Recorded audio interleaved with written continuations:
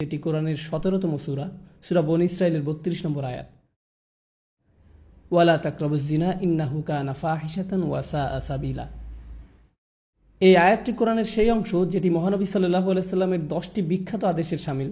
কিছু সাহাবী বলছেন এটি হচ্ছে মুসা আলাইহিস সালামকে দেয়া শিক্ষার মূলনীতিগুলোর অংশ। আবার মজার ব্যাপার হচ্ছে এই আয়াতটি যে সূরাতে তার নাম হচ্ছে বনী ইসরাঈল, ইসরায়েলের সন্তানগণ। যাই হোক, এই বিশেষ আয়াতে আল্লাহ বলছেন তোমরা জিনা বা ব্যভিচারের নিকটবর্তী হও না, এটির ধারে কাছেও যেও না। তিনি এটা বলেননি লা তাজিনু, তোমরা ব্যভিচার করো না, ব্যভিচার করতে যেও না। তিনি বলেছেন তোমরা এর ধারে কাছেও যাবে না। অন্যভাবে বলা যায় এটা একটা কাজ এবং অনেকগুলো ছোট ছোট আচরণ যেগুলো কাজটির দিকে নিয়ে যায়। কাজটির একটি পরিধি আছে যা চারপাশে ঘুরতে থাকে এবং আপনি কাজটির ধারে কাছেও যেতে পারবেন না। যেই সংবেদনশীলতা নিয়ে কোরআনের ভাষা আল্লাহ রাব্বুল আলামিন ব্যবহার করেছেন, আমাদেরকে সেই ভাষা বুঝতে হবে যাতে আমরা আল্লাহর বিজ্ঞতার তারিফ করতে পারি এবং বুঝতে পারি কিভাবে তিনি আমাদের পরামর্শ দিচ্ছেন যাতে আমরা সমস্যাগুলো উতরে উঠতে পারি। আল্লাহ আযজা ওয়া জাল্লা আমাদেরকে বলছেন কিছু কাজ আছে যা করা হারাম নয়। আপনি এই কাজগুলোর দিকে আঙুল উঠিয়ে বলতে পারবেন না যে এই কাজগুলো করা ভুল, কিন্তু যখন আপনি এইসব কাজে যুক্ত হয়ে পড়বেন তখন মহাকর্ষীয় ক্ষেত্রের একটা টান অনুভব করবেন, যেটা আস্তে আস্তে একটু একটু করে আপনাকে অবশেষে হারাম কাজের দিকে টেনে নিয়ে যাবে এবং অবশেষে কাজটা আপনাকে দিয়ে করাবে। আপনারা জানেন শয়তানের বিষয়ে আমরা একটা জিনিস জানি। আমি লক্ষ্য করেছি যে শয়তান অত্যন্ত দূরদর্শিতা সম্পন্ন। সে একবারে আপনাকে ধরে না, সে আপনার কাছে আসবে এবং আস্তে করে একটু একটু একটু একটু করে আপনাকে পথভ্রষ্ট করবে, যতক্ষণ না পর্যন্ত আপনার চরিত্র নষ্ট করতে পারে। শয়তান আপনার কাছে একবার এসেই আপনাকে দিয়ে খারাপ কিছু করাতে পারে না। আপনারা জানেন আদম আলাইসাল্লামের এবং হাওয়া আলাইসাল্লামের গল্পেও, ইনশাআল্লাহ আমরা যখন সেই গল্পে যাব ওই গল্প থেকে কোরআনের জ্ঞান সম্পন্নতা সম্পর্কে আমরা জানব। যেভাবে শয়তান অগ্রসর হয়েছিল সূরাতুল আরাফে এটি বলা হয়েছে, শয়তান অবিরামভাবে সেটা একবারই করেনি। ধরুন শয়তান আসলো এবং বলল, হেই দেখো গাছটা কি চমৎকার, তাই না? এরপর সে চলে গেল। না না না না, সে এমনটা করেনি। সে চরমভাবে নিরন্তর ছিল। সে একটু একটু করে পথভ্রষ্ট করেছিল এবং তাদের মনের মধ্যে এমন এক ধারণা গেঁথে দিয়েছিল যতক্ষণ না তারা মনে করেছিল এটা তাদেরই অভিপ্রায়।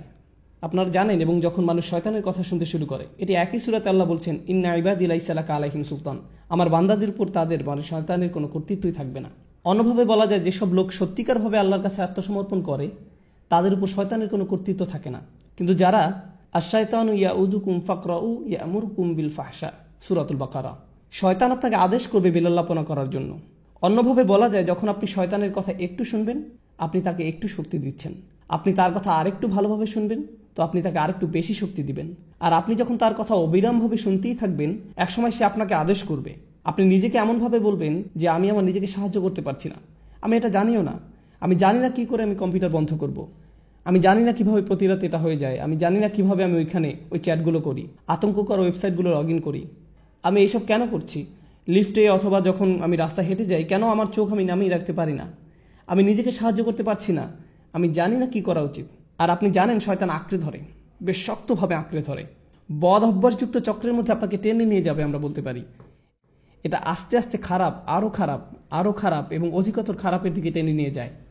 আপনি যদি এটা স্বীকার না করেন তাহলে এটা অধিকতর খারাপের দিকে যায় আর এটা আপনার আত্মা একদম ধ্বংস করে দেয়। আল্লাহর সাথে আপনার সম্পর্ক নির্ভর করে আপনার অন্তর কতটা পরিষ্কার তাঁর উপর। যতবার আপনি অশ্লীলতায় উদ্ভাসিত হন আপনার অন্তরের উপর আরও ময়লা, আরও অন্ধকার, আরও আবরণ ঢালতে থাকে এবং ঢালতেই থাকে যতক্ষণ পর্যন্ত না আপনি আল্লাহর কথা শুনবেন কিন্তু আপনার চোখে এক ফোঁটা পানিও আসবে না। এটা আসবে না কারণ আপনার হৃদয় এতই কঠিনে পরিণত হয়েছে যে আপনি যত অনাবৃত অবস্থা দেখেছেন, যত পাপ করেছেন চোখ দিয়ে সবসময়, আর আপনি এটার গুরুত্বও দিচ্ছেন না। আপনারা জানেন একটা সুন্দর হৃদয় যন্ত্রণাগ্রস্ত হয় যখন অসমীচীন কিছু একটা দেখে যা আল্লাহর নির্দেশের সাথে সামিল নয়। এটা আকর্ষিত হয় না, বরং যন্ত্রণাগ্রস্ত হয়। অবিলম্বে তার বিবেক চাঙ্গা হয়ে ওঠে, অস্থিরতা বন্ধ হয়ে যায়। যখন আপনার এরকম হৃদয় থাকবে, এরকম অবস্থায় যাবেন, আপনি নিজেকে নিয়ন্ত্রণ করতে পারবেন। এগুলোর মধ্যে ভালো কিছুই খুঁজে পাবেন না, আপনার এমন কোনো অনুভূতিই হবে না। আপনার এই অনুভূতিও হবে না যে এটা ভুল। যেটা হবে, আপনি কোনো বোনের দিকে তাকানোর আগে তার আশেপাশে দেখবেন যে অন্য কেউ তাকে দেখছে কিনা, এবং তারপর আপনি ভালো দৃষ্টি নিয়ে তাকাবেন। দেখবেন যে আল্লাহর ভয় একদমই নেই। একমাত্র যে ভয়টা আছে সেটি হলো পাপের ভয়। পাপ ছাড়া আর কোনো ভয়ই নেই। কি ভীষণ অতিমানবিক অবস্থা এটি। আল্লাহ বলছেন ইয়ালামু খাইনাতাল আয়ুনু ওয়া মা তুখফিস সুদূর। তিনি জানেন চুরি করে তাকানো, একটু এদিক সেদিক তাকানো, তিনি এটা জানেন। আপনার একটু চাহনি আপনার তাকানোর মানে কি, এবং তিনি জানেন আমাদের বক্ষস্থল কি লুকিয়ে রাখে। আপনারা কি জানেন আমি এই বিশেষ আয়াতটি কেন আলোচনা করছি? তোমরা জিনার নিকটবর্তী হও না, ইন্নাহু কানা ফাহিশাতান, এটা সবসময় একটা অস্থিরতা, বেলেল্লাপনা, অশ্লীল কাজ, ওয়াসাআ সাবিলা, একটা ভয়ঙ্কর পথ। আল্লাহ এটাকে একটা পথ হিসাবে বর্ণনা করছেন, ভয়ঙ্কর পথ। পথে পদক্ষেপ থাকে, ঠিক? পথ মানেই পদক্ষেপ। আপনাকে শনাক্ত করতে হবে আপনি কোন পদক্ষেপ নিচ্ছেন। এই পদক্ষেপ নিতে আপনাকে কি করতে হচ্ছে? আপনারা জানেন প্রত্যেকটা কাজের কিছু প্রক্রিয়া থাকে, কিছু চক্র থাকে। স্কুলের পরে আপনি কয়েক ঘন্টা সময় পাচ্ছেন আপনার পিতামাতা বাসায় ফেরা পর্যন্ত। আপনারা জানেন আপনি কিছু বন্ধুর সাথে ঘুরছেন যাদের কোনো মান নেই। প্রত্যেকটা সময় আপনাকে শনাক্ত করতে হবে কোন কাজগুলো আপনাকে পাপের দিকে টেনে নিয়ে যায়। আমাদের গোড়া থেকে এগুলো কেটে ফেলতে হবে। আমাদেরকে এই পথে গা ভাসিয়ে দেওয়া বন্ধ করতে হবে। ওয়াসাআ সাবিলা। আমার কাছে এই আয়াতের অসাধারণ দিকটি কি জানেন? যেভাবে এটি সম্পৃক্ত করা হয়েছে। এই আয়াতের পরে আল্লাহ তাআলা বলছেন, তোমরা মানুষ হত্যা করো না। ওয়ালা তাকতুলুন নাফসাল্লাতী হারামাল্লাহু ইল্লা বিল হক, তোমরা নির্দোষ মানুষকে হত্যা করো না। আল্লাহ জিনাকে প্রথম অপরাধ হিসাবে উল্লেখ করেছেন এবং হত্যাকে দ্বিতীয় অপরাধ হিসেবে। আপনি কি চিন্তা করতে পারছেন? আপনি মনে করেন হত্যা অনেক বড় অপরাধ, ঠিক? কিন্তু আল্লাহ বলছেন যখন আপনি অন্য মানুষের মর্যাদা লঙ্ঘন করবেন, এটি হচ্ছে ফাহশা। আপনি যখন মানুষকে নিয়ে এভাবে চিন্তা করবেন তখন আপনি নিজের এবং তার মর্যাদা লঙ্ঘন করবেন। আমরা যদি কাউকে হত্যা করি, আমরা তাকে শারীরিকভাবে হত্যা করি। আপনারা জানেন তার বেঁচে থাকার অধিকার লঙ্ঘন করি। আর ওটা হচ্ছে আত্মার হত্যা, ফাহশা। আর এটি হচ্ছে শারীরিক হত্যা, ফাতর। দুই রকমের হত্যা রয়েছে। তাই আল্লাহ তাআলা আত্মার হত্যার কথা প্রথমে বলেছেন। আমাদের সবার মান এত নিচে নেমে গিয়েছে যে একটা নতুন সিনেমা মুক্তি পেলে আপনি হয়তো অনেকগুলো ট্রেলার দেখে ফেলেছেন আর নিজেকে বলছেন, এখানে মাত্র একটা খারাপ দৃশ্য আছে। ব্যাপার না, এটি একটি PG-13। যেটা আগে PG-13 হওয়ার কথা ছিল এখন সেটা PG। কাজে সব জায়গায় অশ্লীল দৃশ্য। এবং যে আত্মার মূল্য আমরা হারিয়ে ফেলেছি তার প্রতি আমাদের যত্নবান হওয়া উচিত। এটা আমাদের নামাজের উপর প্রভাব ফেলছে, দোয়ার উপর প্রভাব ফেলছে, আমাদের চরিত্রের উপর প্রভাব ফেলছে, এটা আমাদের পরিবারের উপর প্রভাব ফেলছে। এবং আমরা গুরুত্বও দিচ্ছি না। আমরা মনে করি এটাই জীবন, আমাদের সময়ের সাথে তাল মিলিয়ে চলছি। ঠিকই আছে, সবাই একই কাজ করছে, আমরা কি করতে পারি?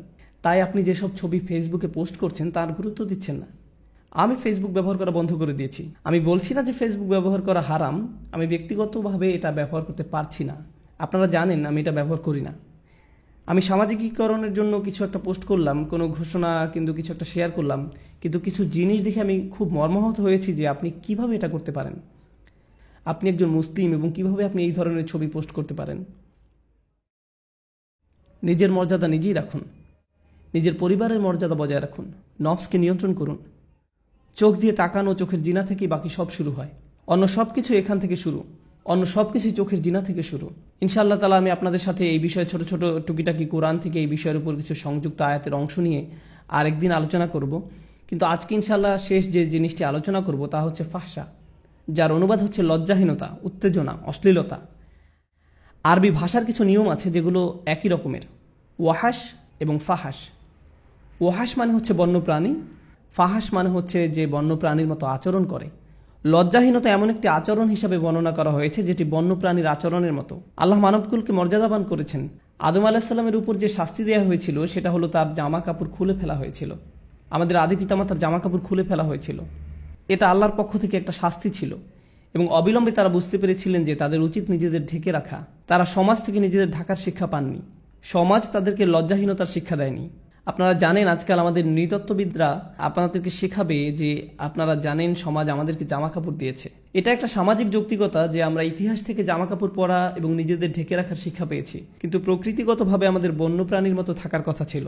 আদম আলাহিসাল্লাম সমাজ থেকে কিছু শেখেননি, তাকে আল্লাহ বিবেক দিয়েছিলেন এবং যখন তার কাপড় খুলে ফেলা হয়েছিল তিনি প্রকৃতিগতভাবেই তাড়াতাড়ি নিজেকে ঢাকার চেষ্টা করেছিলেন। আমাদের আদি পিতামাতা নিজেকে ঢাকার চেষ্টা করেছিলেন। আমাদের এমন মানুষ হওয়া উচিত যেন আমরা আমাদের নিজেদের ঢেকে রাখতে পারি এবং অন্যদের দিকে না তাকিয়ে অন্যদের মর্যাদা দিতে পারি। যদিও তারা নিজেদের মর্যাদা নিজেরা রাখতে না পারে, তবুও আমাদেরকেই তাদের মর্যাদা দেওয়া উচিত, কারণ ওরাও আল্লাহর সৃষ্টি। এবং আমাদের নিজেদের প্রতি সম্মিলিতভাবে মানবকুলের প্রতি বেশি সম্মান বোধ থাকতে হবে, তাদের দিকে না তাকিয়ে যেভাবে এক বন্যপ্রাণী অন্য প্রাণীর দিকে তাকায়। আল্লাহ আজ্জাল্লাহ আমাদের আধ্যাত্মিকতা বৃদ্ধি করে দিন।